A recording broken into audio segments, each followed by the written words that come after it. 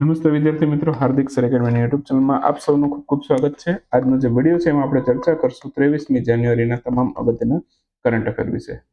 Video શરૂ કરું એ પહેલા લેક્ચરની પીડીએફ જોઈતી હોય તો આપણે ડિસ્ક્રિપ્શન બોક્સમાં તમને લિંક મળી જશે. તમામ વિડીયોની પીડીએફ, આ વિડીયોની પીડીએફ બધું આપણે એપ્લિકેશનમાં મળી જશે. વધારે ચર્ચાઓ ન કરતા શરૂ કરીએ આજનો વિડીયો 23 જાન્યુઆરીના તમામ અગત્યના કરંટ અફેર. સૌથી પહેલો ક્વેશ્ચન છે દોસ્તી યુદ્ધ અભ્યાસ એની 17મી આવૃત્તિનું આયોજન કયા સ્થળે થયું? દોસ્તી યુદ્ધ અભ્યાસ પહેલા તો કેટલા દેશો વચ્ચે થાય છે? તો કે 3 દેશો વચ્ચે થાય છે. દર 2 વર્ષે એક વખત એનું આયોજન થાય છે. ક્લિયર? તો 3 દેશો કયા કયા છે એની પણ વાત કરી લઈએ આપણે. બરાબર, તો એક તો આવી ગયું માલદીવ, બરાબર, એક છે ભારત અને ત્રીજું છે શ્રીલંકા. 3 દેશો વચ્ચે થાય છે. માલદીવમાં એનું આયોજન થયું છે, તો આન્સર આવશે માલદીવ. બરાબર, તમને આયોજન કયા સ્થળેથી એવો ક્વેશ્ચન છે તો આયોજન એક જ સ્થળે થયું છે, માલદીવમાં. ક્લિયર?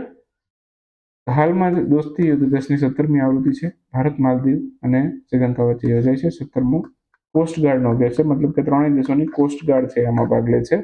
ભારતનું પ્રતિનિધિત્વ જેમણે કર્યું છે, બરાબર, એ આપણા ભારતીય કોસ્ટગાર્ડના વડા છે પરમેશ શિવમણી, એમણે કર્યું છે. તો 17 થી લઈ 19 જાન્યુઆરી આયોજન થયું હતું. માલદીવના માલેમાં 3 દેશોએ ભાગ લીધો છે. દર 2 વર્ષે એક વખત યોજાતો એક્સરસાઇઝ છે. 2026માં 17મી આવૃત્તિ હતી. મુખ્ય ઉદ્દેશ સમુદ્રી સહકાર, ઇન્ટરઓપરેબિલિટી અને ઓપરેશનલ સંકલન છે મજબૂત કરવાનો છે. હાર્બર ફેઝ સી ફેઝ 2માં આયોજન થાય છે. હાર્બર ફેઝની વાત કરીએ તો એમાં માર્પોલ આધારિત મરીન પ્રદૂષણ એના પ્રતિસાદ ઉપર વિશેષ ભાર મૂક્યો હતો. બરાબર, હાર્બર ફેઝની અંદર છે બીજું અગત્યનું એ છે કે VBSS છે, એટલે કે visit board search and seizure છે, બરાબર, એ યુદ્ધ અભ્યાસની ડ્રીલો ખાસ કરીને કરવામાં આવી હતી. સી ફેઝની અંદર સર્ચ એન્ડ રેસ્ક્યુ તેમજ મેરીટાઈમ સિક્યુરિટી યુદ્ધ અભ્યાસ કરવામાં આવેલા હતા. તો ઇન્ડિયન કોસ્ટગાર્ડના જહાજો વિમાનને એમાં ભાગ લીધો છે. પરમેશ શિવમણીએ ભારતનું નેતૃત્વ કર્યું છે. એક્સરસાઇઝની શરૂઆત 1971માં થઈ. 2012માં શ્રીલંકા આ એક્સરસાઇઝમાં જોડાયેલું. હાલમાં જ કયા મહાપુરુષની જન્મજયંતિને પરાક્રમ દિવસ તરીકે ઉજવવામાં આવી હતી? આજે 23 જાન્યુઆરી છે અને આજે સુભાષચંદ્ર બોઝની જન્મજયંતિ છે, જેને આપણે પરાક્રમ દિવસ તરીકે ઉજવીએ છીએ. તો ઓપ્શન ડી આપણો આન્સર થશે. હાલમાં જ સુભાષચંદ્ર બોઝની જે જન્મજયંતિ છે, બરાબર, 23 જાન્યુઆરી આવી છે. 23 જાન્યુઆરી 1897ના રોજ એમનો જન્મ થયો હતો. 2026માં 129મી જન્મજયંતિ છે. એક ટ્રેન્ડ હતો કે આવા ક્વેશ્ચન પૂછાતા હતા કે કેટલામી જન્મજયંતિ, પણ 2017ની આજુબાજુની વાત છે. હવે એ ટ્રેન્ડ જતો રહ્યો છે. બરાબર, 17, 18, 19માં બહુ પૂછ્યા આવા પ્રશ્ન, પછી પૂછવાના જ બંધ કરી દીધા. હવે પૂછતા નથી, તો હું પણ બહુ નથી કરાવતો. ક્લિયર?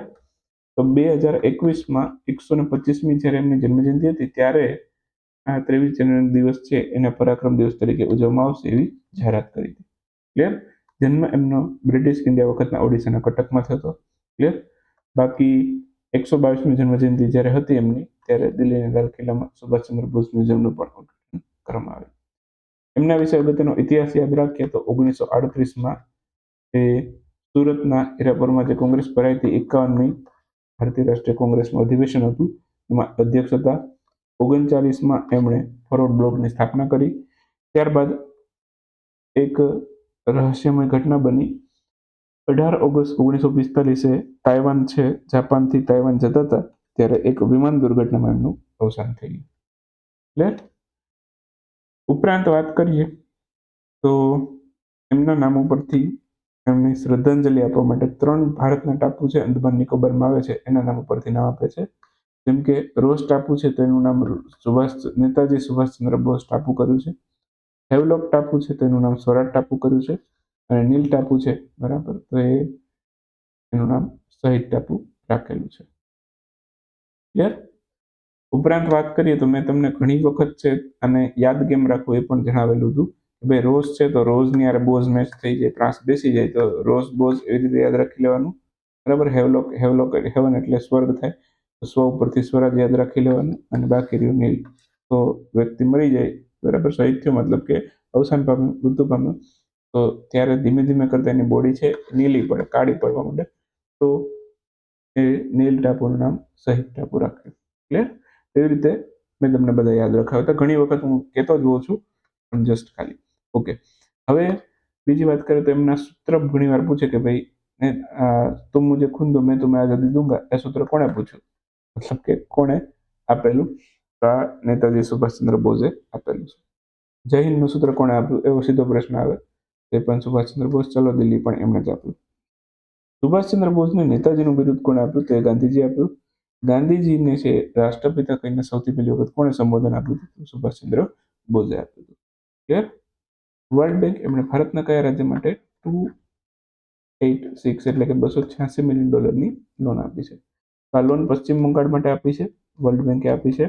વર્લ્ડ બેંક છે બરાબર, એનું હેડક્વાર્ટર અમેરિકાના વોશિંગ્ટન ડીસી જે છે ત્યાં આવેલું છે. અને આની સ્થાપના ક્યારે થઈ? 1944. બીજું કોનું વર્લ્ડ બેંકની સાથે ત્યાં આવેલું છે? વોશિંગ્ટન ડીસીમાં જ હેડક્વાર્ટર હોય બરાબર, અને 1944માં સ્થાપના હોય. તે કોણ છે? IMF. તો હાલમાં જ વર્લ્ડ બેંક છે બરાબર, એમણે Paschim Bengal health system reform programme છે, જેને શોર્ટમાં WBHSRP કહે છે. તો આ રકમ એના માટે ટોટલ $286 મિલિયન રકમ મંજૂર કરી છે. આ રકમ છે એ આરોગ્ય સેવાઓ તેમજ જીવનની ગુણવત્તા અને આયુષ્ય વધારવા માટે યુઝ થશે. તો આ જે પ્રોગ્રામ દ્વારા છે ઓકે, એ 90 મિલિયનથી વધુ લોકો છે એને લાભ પહોંચાડવો છે. ઉપરાંત 30 વર્ષથી વધુ વયના લોકોને વ્યક્તિગત આરોગ્યનો લાભ મળે એ એનું કાર્ય રહેશે. ઉપરાંત international bank of reconstruction and development છે એમના દ્વારા આ લોન આપવામાં આવી છે. ટેન્યોર આનો રાખ્યો છે 16.5 વર્ષ. એમાં ગ્રેસિંગ પીરિયડ 3 વર્ષનો આપે છે, મતલબ કે એટલા આગળ પેમેન્ટ ના થાય, બીજું 3 વર્ષ એક્સ્ટ્રા પેમેન્ટ માટે મળશે. કાર્યક્રમ હેઠળ નોન કમ્યુટેબલ ડિસીઝ છે જેમ કે હાઇપરટેન્શન, ડાયાબિટીસ, એના ડિજિટલ ટ્રેકિંગ સિસ્ટમ એના માટે વિકસાવવામાં આવશે, એના ટ્રેકિંગ માટે. ક્લિયર? ઇન્ફન્ટ મોર્ટાલિટી રેટ એ 18 થી 20 દરમિયાન 19 પ્રતિ 1000 જન્મ, મતલબ કે 1000 એવા બાળકો જન્મે કે એમાંથી 19 બાળકો છે એનું મૃત્યુ થઈ જાય. તો 1000 બાળકો 19 બાળકોના મૃત્યુ થાય છે. રાજ્યનો ટોટલ ફર્ટિલિટી રેટ આઇડલ કેટલો હોય? મેં તમને ઘણી વખત કીધું છે 2.1 આઇડલ રેટ છે. એટલો હોય તો એની વસ્તી નિયંત્રણમાં છે એમ કહેવાય. એનાથી નીચે હોય બરાબર, જેમ કે અહીંયા 1.64 રહ્યો છે, તો આ વસ્તી છે આ પશ્ચિમ બંગાળની, એક સમય આવશે કે ખૂબ જ પોપ્યુલેશન ત્યાં ડિક્રીઝ જોવા મળશે. આ તો વધારે જ કહેવાય, 2.1 થી ઘણું નીચે છે. કોઈનો 4-5 છે તો એ વસ્તી વધારાની દ્રષ્ટિએ ખૂબ જ ખરાબ બાબત, મતલબ કે ત્યાં વસ્તી વધારો ખૂબ જ વધારે પ્રમાણમાં થઈ રહ્યો છે. ક્લિયર? તો ત્યાં પોપ્યુલેશન એકદમ ઝડપથી ગ્રોથ થાય છે. ક્લિયર? 2.1 હોય તો એ તટસ્થ કહેવાય, ન્યુટ્રલ કહેવાય, દેશની વસ્તી કંટ્રોલમાં છે એવું કહેવાય. બરાબર, મતલબ કે રાજ્યની વાત થતી તે રાજ્યની વસ્તી કંટ્રોલમાં છે એવું કહેવાય. ઘણા રાજ્યોમાં 5 થી વધારે છે, ઘણામાં 1 થી પણ ઓછો છે.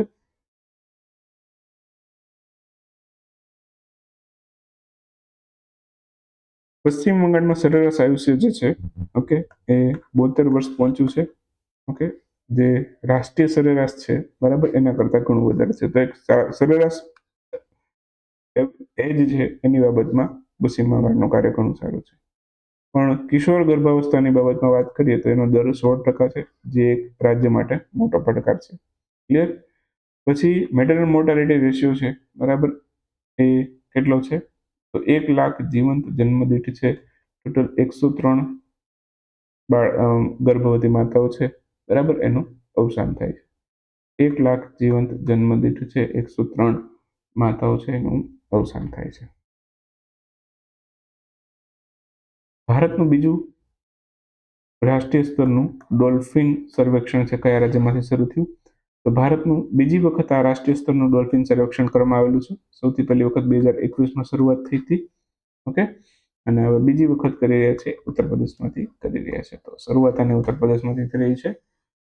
હાલમાં જ જાન્યુઆરી મહિનામાં બીજું રાષ્ટ્રીય સ્તરનું ડોલ્ફિન સર્વેક્ષણ શરૂ કર્યું. ભૂપેન્દ્ર યાદવ કેન્દ્રીય મંત્રી છે, વન પર્યાવરણ મંત્રી, એમણે શરૂ કર્યું છે. તો વન પર્યાવરણ અને ક્લાઇમેટ ચેન્જ મંત્રાલય છે એના દ્વારા હાથ ધરવામાં આવેલું છે આખું સર્વેક્ષણ. બાકી રેન્જ વાઇડ ડોલ્ફિન સર્વેક્ષણમાં આની શરૂઆત થઈ ઉત્તર પ્રદેશના બીજનોર ખાતેથી. બાકી પ્રોજેક્ટ ડોલ્ફિન હેઠળ આ સર્વેક્ષણ કરવામાં આવ્યું છે. પ્રોજેક્ટ ડોલ્ફિનની શરૂઆત 2020માં થયેલી. 21 થી 23 દરમિયાન સૌથી પહેલું સર્વેક્ષણ થયું હતું.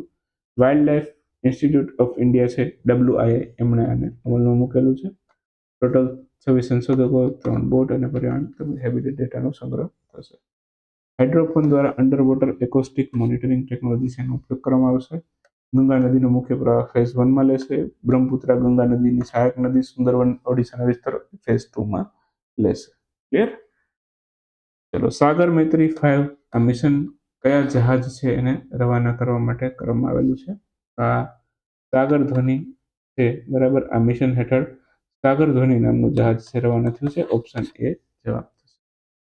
હાલમાં જ ભારતીય નૌસેના દ્વારા સાગર ધ્વની એને સાગર મૈત્રી 5 મિશન માટે રવાના કર્યું છે. સધન નેવલ કમાન્ડ કેરળના કોચી ખાતેથી રવાના થયું છે. ભારતીય સેનાની ડિફેન્સ રિસર્ચ ડેવલપમેન્ટ ઓર્ગેનાઇઝેશનનો સંયુક્ત કાર્યક્રમ છે સાગર મૈત્રી. ક્લિયર? સાગર મૈત્રી પહેલ છે એ ભારતની મહાસાગર દ્રષ્ટિએ એક સંકલિત છે. ઓકે, તો મહાસાગર છે એનું પૂરું નામ પૂછી શકે, mutual and holistic advancement for security and growth across region. મહાસાગરનું પૂરું નામ છે. મૈત્રીનું પણ પૂરું નામ છે marine and allied interdisciplinary training and research initiative. Clear? તો આ બંનેના ફૂલ ફોર્મ યાદ રાખજો. બાકી વિજય હજારે ટ્રોફીનું આયોજન ક્યાં થાય? વિજય હજારે આયોજન ક્યાં થયું એની વાત કરી દો, પૂછ્યું છે તો કર્ણાટકમાં થયું છે. ઓપ્શન એવા હતા નહીં. તો કઈ ટીમે ટાઇટલ જીત્યો ક્વેશ્ચન છે, તો વિદર્ભે ટાઇટલ જીતી લીધું છે. ફાઇનલમાં કોને હરાવ્યું એક ક્વેશ્ચન અગત્યનો, તો સૌરાષ્ટ્ર છે એને ફાઇનલમાં હરાવ્યું. હાલમાં જ વિજય હજારે ટ્રોફીનું આયોજન BCCI કરેલું, board of control for cricket in India. એનું મુખ્ય ડોમેસ્ટિક આ વન ડે ક્રિકેટ ટુર્નામેન્ટ છે. 50 ઓવરની લિસ્ટ એની અંદર ફોર્મેટમાં રમાવાની હતી, રમાઈ ચૂકી છે અત્યારે તો. અને વિજય હજારે ભૂતપૂર્વ ભારતીય ક્રિકેટર છે એના નામ ઉપરથી આ ટુર્નામેન્ટને નામ દીધું છે. એના માટે વિજય હજારે નામથી આ ટુર્નામેન્ટ હાલની તારીખમાં પણ ઓળખાય છે. બીજું વિદર્ભ ક્રિકેટ ટીમ છે, બરાબર, એમણે આનું ટાઇટલ જીત્યું છે. ફાઇનલમાં સૌરાષ્ટ્રને હરાવ્યું છે. આયોજન જે ટુર્નામેન્ટનું હતું એ બેંગ્લોરમાં કર્ણાટકમાં થયેલું હતું. 38 રનથી વિદર્ભે પરાજય આપેલો છે. અને વિદર્ભના ઇતિહાસમાં સૌથી પહેલું ટાઇટલ છે. અક્ષય વાડકર એના ટીમના કેપ્ટન હતા. ભારતની પ્રથમ રાજ્ય વિત્ત પોષિત BSL-4 લેબોરેટરી એનો શિલાન્યાસ કયા રાજ્યમાંથી થયો? તો આ ગુજરાત ખાતેથી કરેલો છે. રાજ્ય વિત્ત પોષિત BSL-4 લેબોરેટરી. BSL-4 લેબોરેટરી છે ને, ખૂબ જ ઊંચા સ્ટાન્ડર્ડની લેબોરેટરી કહેવાય, બરાબર. તો રાજ્ય સ્તરની આ સૌથી પહેલી બાયોસેફ્ટી લેવલ કહેવાય. BSL એટલે બાયોસેફ્ટી લેવલ 4ની સૌથી પહેલી લેબોરેટરી ગુજરાતના ગાંધીનગરમાં સ્થપાઈ. અમિત શાહે ઉદ્ઘાટન કર્યું છે. બાયોસેફ્ટી સ્તર અત્યંત ઘાતક અને અત્યંત ચેપજનક રોગો છે એનું અહીંયા સંશોધન રિસર્ચ થાય છે. Ebola, Nipah, મરબર્ગ, screaming Congo, હોમોરેજિક fever અને ક્યાસનું પોસ્ટેરિસ્ટ. ટૂંકમાં આવા જે રોગ હોય છે કે જેનું કોઈ પણ વેક્સિન નથી, માત્ર સપોર્ટિવ ટ્રીટમેન્ટ જ થાય છે. જેમ કે ઇબોલા, નિપા તમે સાંભળેલા હોય, તો એની ન તો કોઈ વેક્સિન છે અને ના તો એનું કોઈ ટ્રીટમેન્ટ છે. ખાલી સપોર્ટિવ ટ્રીટમેન્ટ જ આપવામાં આવે છે. મતલબ કે બ્લડ કાઉન્ટ ઘટી ગયા તો બ્લડ ચડાવે, બરાબર. બ્લડ કાઉન્ટ વધી ગયા તો એ પેલું એવી મેડિસિન આપે કે જેનાથી કંટ્રોલમાં આવે. ક્લિયર? ચાલો, તો એ ટાઈપનું છે. તો એવા જે રોગો છે, ઇબોલા, નિપા, માર્બર્ગ, તો એવા બધા રોગો છે એનું રિસર્ચ થાય એ ટાઈપની લેબોરેટરી છે, બરાબર. એ આપણા ગુજરાતમાં બની છે. ભારતની બીજી છે, ગુજરાતની પહેલી છે. ગુજરાતની પહેલી, ભારતની બીજી છે. તો ભારતમાં એક છે ક્યાં આવેલી છે? નેશનલ ઇન્સ્ટિટ્યૂટ ઓફ વાયરોલોજીમાં આવેલી છે. ક્લિયર? બાકી સિવિલ પર્પઝ માટે બે છે. એક તો આ ગાંધીનગર વાળી હમણાં ખોલી છે, બરાબર, અને એક છે national institute of virology Pune. આ બેની વાત થઈ ગઈ. ડિફેન્સ પર્પઝ માટે પણ BSL લેબોરેટરી છે. એ defence research development organisation Gwalior ખાતે આવેલી છે. ક્લિયર? તો એને પણ યાદ રાખો. વાત કરીએ અગત્યના પ્રશ્નોની. ગેરકાયદેસર શિકાર અટકાવવા માટે AI સંચાલિત થર્મલ ડ્રોન દેખરેખ પ્રણાલી ક્યાં શરૂ થઈ? તો આસામ રાજ્યમાં શરૂ થઈ. ભારતીય રેલવેનું સર્વોચ્ચ સન્માન કોને મળ્યું છે? તો ચંદ્રનાથ સિન્હાને મળ્યું છે. રક્ષામંત્રી રાજનાથસિંહે ગોળા બારૂદ એકમનું ઉદ્ઘાટન ક્યાંથી કર્યું? મહારાષ્ટ્રના નાગપુરમાંથી કર્યું. દેશનો બીજો સૌથી મોટો 5G સબસ્ક્રાઇબર ધરાવતો દેશ કયો બન્યો છે? તો આપણો દેશ ભારત બન્યો છે. 25 વર્ષ પછી પેશા અધિનિયમ કયા રાજ્યે અમલમાં મૂક્યો? ઝારખંડે અમલમાં મૂક્યો 25 વર્ષ પછી. પશ્ચિમ સમુદ્રના તટના કોસ્ટગાર્ડ કમાન્ડર તરીકે કોણે પદભાર સંભાળ્યો? તો MV પાઠકે પદભાર સંભાળેલો. 2025માં કયા દેશની જનસંખ્યામાં 30 લાખનો ઘટાડો નોંધાયો? તો ચીનની જનસંખ્યામાં નોંધાયો. જનજાતીય ચિકિત્સકો માટે ભારતનો પહેલો રાષ્ટ્રીય ક્ષમતા નિર્માણ કાર્યક્રમ ક્યાં યોજાયો? આ તેલંગાણાના હૈદરાબાદમાં યોજાયેલો.